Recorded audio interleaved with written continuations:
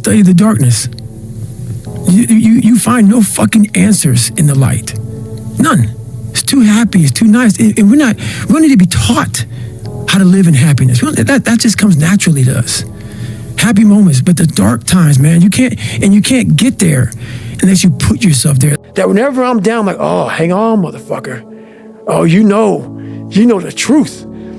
You know the truth. You know the darkness of the fucking dungeons and the fucking demons that fly. You know, and then from there, it's like, oh, okay, you were there. You know this. There was no one there to pick up the rucksack, to pick up the boat, to pick up the log, to go in there. It was you.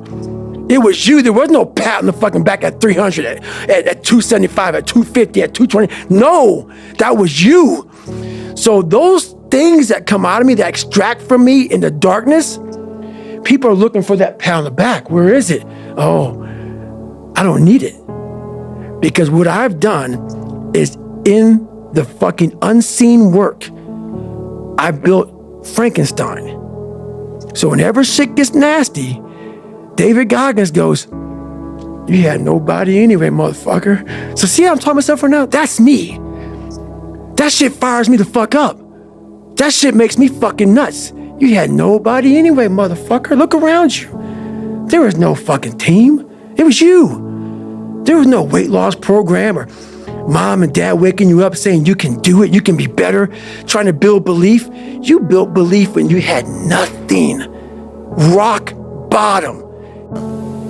People cap themselves. They look at somebody, and because their mind can't imagine it, they then start talking shit. He has to be doing this, or he has to be doing that. There has to be some trick. There has to be some potion. This is bullshit. No, it's because you cannot allow your mind to open up for the possibility of it can be done, which is why you being people are where they are today. Because you shackled your mind to have limits. And everybody has a limit. But find it first. You got a limit? I haven't found it yet. I don't think you have. You haven't found it yet. It's pretty crazy. It's crazy. But don't be mad. When you're laying there in your fucking bed and you're in the fucking hospital and you're 70, 80, 90 years old and you're thinking, man, I feel like I didn't fucking do something. Because you did. You didn't do it. You didn't do shit. You may live the great life, man, but you're always gonna feel empty inside. I don't feel empty. So call me what you want. There's not one empty bone in my fucking body, because I have figured out that really the magic potion, at least to my life, and it's very rewarding. Yeah. If you grind hard, man, I ain't got time to worry about your monkey ass. I ain't got time to worry about you, man. Because tomorrow, I got to go back to the grind. And tomorrow, I got to go back to the grind again and again and again and again. I don't have time to put you into the hate bank. There's no hate. It's all filtered out, man, through the grind. People don't get it. There's great joy in the grind. Great joy in the suffer. It totally cleanses your body out, man, of any kind of hate. Makes you grow up. That's the fear. The fear is never reaching your potential. That's it. That always falling short, always quitting before you're done, always procrastinating, always not doing the right thing. And then one day you're an old man. Yep. And you look back and go, God, I could have been great. Yep. I could have been great. Being ashamed is one of the biggest things that kill people nowadays. In their minds, kill them from moving forward. I'm ashamed of myself.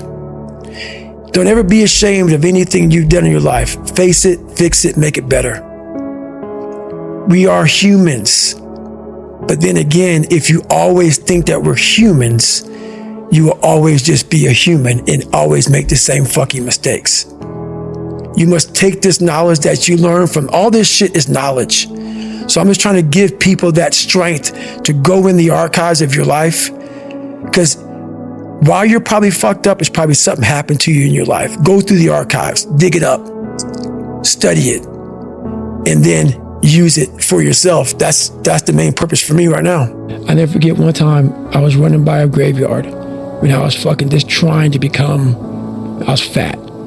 And I ran by a graveyard and I looked out there and I have all these epiphanies, man. I have all these fucking moments of it's crazy, man, of just thought. Cause I'm always by myself. I'm always in deep fucking thought about how to be better. And I look out there, I'm like, man, I wonder how many of you motherfuckers in there fucking just are so upset with how you lived your life and fucking just regret how you lived it. And I'm running a 300-pound man thinking, man, don't fucking die like this, bro.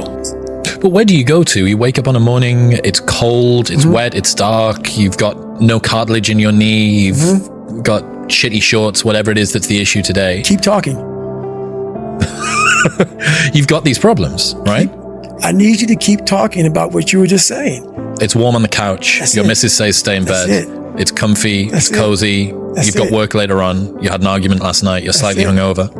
Cause I know every motherfucker ain't gonna do what I'm gonna do. So this is how you level up. That's how you level up. I know there's a whole bunch of people with that right there. That fires me up.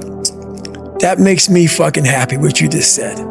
That brings joy to my life right there. Why? Because I know there's so many people that have the ability and just refuse to get off that couch. Refuse to study a few more hours. Refuse to go deeper, to go further. And that's where I gain the advantage. It's so easy to be great nowadays, my friend, because most people are weak. Most people don't want to go to that extra mile. Most people don't want to find that extra because it sucks. It's miserable. It's lonely. Everything I've ever done in my life, I didn't want to do. Everything, every day. I'm a lazy piece of shit. And I'm one of the hardest working people that ever stepped foot on this planet Earth. And I'm saying that very proudly because I know what I do. It's not cocky. I'll tell you I'm stupid. And I'll also tell you the exact opposite of what I've done. It's the truth. It is the truth. So imagine how much I've developed in that time frame. But this is the scary thing. Why most people don't want to do that, build that willpower, is because it is scary. I realized the worst thing that happened to me is I lost myself. I never had myself. I never found myself. I had no self-esteem. So I knew through working out and through learning, because it took a lot for me to learn also, I started finding self-esteem. Once I found that, that's when doors started opening up. I stopped caring about people, that what they thought, being judged. Wow, if I say this, if I started right now, are you gonna make fun of me? I stopped caring about that. And that's when my life started really changing for me, slowly but surely. How bad do you want this?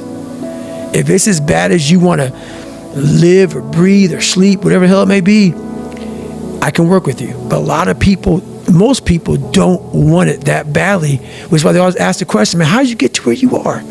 You know how to do it. You know exactly how to be you or how to be me. You don't want to do it. So I can't make you do it, and nor do I have the time or energy to force you into that place that I know you have to be to do it. There's no luck in this game, man. It may be a little bit of luck, but the luck happens after you bust your ass and you put yourself in that lucky situation. Luck doesn't happen. You put yourself in that situation where luck might fucking happen. And that's what people don't know. But to get there, luck ain't gonna happen. You have to put yourself in that situation, man. I didn't care about losing weight. I didn't care about being the fastest person. I wasn't making the Olympics. I wasn't going to pros. I could barely read and write when I was in a junior in high school. I wasn't going anywhere. I saw working out as a way for me to build calluses on my mind. I had to callous over the victim's mentality. So I watched these movies. I talked about Rocky last time I was on here. I always equated training to mental toughening.